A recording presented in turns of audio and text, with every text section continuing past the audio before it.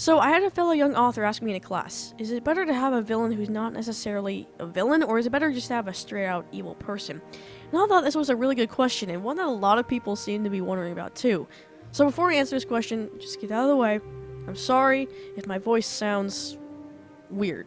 I just got over some sort of allergies, sickness, I don't know. Anyways, so on to the answer. It depends on two things, and one is what tone of story do you actually have, and two is what do you want? Which villain do you want? Do you want a straight out evil person, or do you want what you would maybe call a morally gray person? Stories are a totally subjective thing, so deciding what happens in the story, what tropes to have, what characters to have, what antagonists to have, is up to the creator. But I want to offer some guidelines to follow in terms of this question. This question can be summed up into a shorter length, and this particular question is asked a lot as well. Should my villain be morally gray, as I said earlier, or just pure evil? There's a rule that's stated in writing I'm pretty sure most of you are familiar with, and it's used about as much as the show don't tell rule. And this rule is, everyone in the story, villain or hero, believes that they are doing the right thing, and even if it's knocked completely out of the majority's moral ballpark, this rule is true whether you choose to write a villain that's morally gray or a completely evil villain. But here's the thing about this rule of your villain. They believe that what they're doing is correct, but only by their standards, their morals. You see, what defines a villain, what makes your villain a villain, isn't how much bad they can do or how evil they can be, but is where they set their boundaries. What is the limit of their morality? Now with this information, let's take a step back and look at the two answers I gave a moment ago. So I said that the answer to that question of morally gray versus completely evil villain was 1, what tone of story do you have, and 2, which character do you want to have? So let's expand on the first one. So we all know that books and movies we read and watched as a younger audience always had that villain with a twirly mustache. You know, the one at the end who always either died as they were maniacally laughing their head off, or came crawling to the foot of the hero begging for their forgiveness after they were shown the power of friendship. And at the time, that story was fine, especially since those stories usually included the mainstream hero's journey arc. An antagonist has the job of being a total opposite of the protagonist. So, the stereotypical villain provides the perfect character foil for the standard hero arc. But eventually, we were introduced to more types of protagonists in stories, which also requires different villain arcs. As we learned more about stories in the real world, the tone of stories we read or watched changed as well. As tone changes, it often becomes more realistic, which is why characters in many of these stories aren't just the embodiment of darkness and light without reasons to be so. They're realistic people with flaws, just like everyone in real life has flaws. You know, they're not the perfect embodiment of light or perfect embodiment of darkness. Some people could be leaning more towards the good side of things, some people more towards the bad side of things.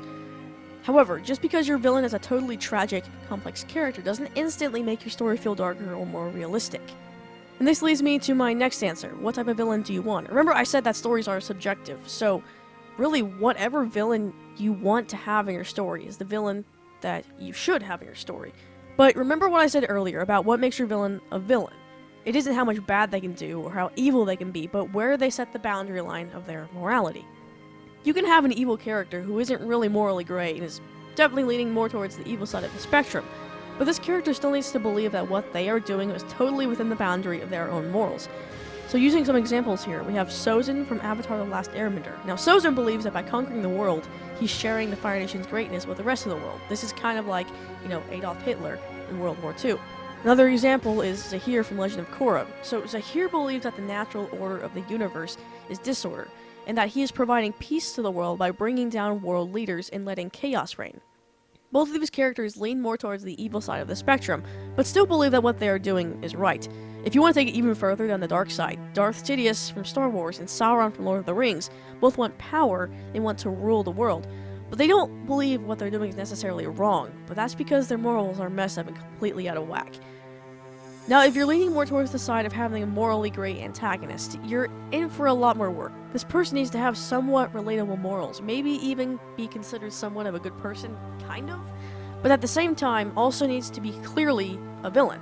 Sometimes these morally gray villains can even turn into a redemption arc, but that's a whole other topic and can only be done if written extremely well. A lot of the time, these morally flawed characters also deal with psychological issues. Something else important to remember is that most of the time these characters were actually good at one point and experienced something traumatic which caused them to turn. Honestly, the best example of this is Anakin Skywalker. He definitely has some psychological issues as well as many traumatic experiences. Now, a lot of people say this is not a good example because what happens to him in Revenge of the Sith isn't quite enough to drive him that far, and I agree with this to an extent, but Revenge of the Sith only showed the surface of the experiences Anakin faced. The experiences Anakin dealt with in Revenge of the Sith are merely the last sparks that lit the fire. If you read the books or watched Clone Wars series, you'll see what I'm talking about, but to avoid any spoilers for anyone interested, I won't go into all the details of what happened. Anyways, I hope this has been helpful to you. Honestly, while writing this, I felt like I was very scattered in this video, so hopefully that's just me. But for those of you waiting for Book 3, my Avatar video, don't worry, it's coming. I think.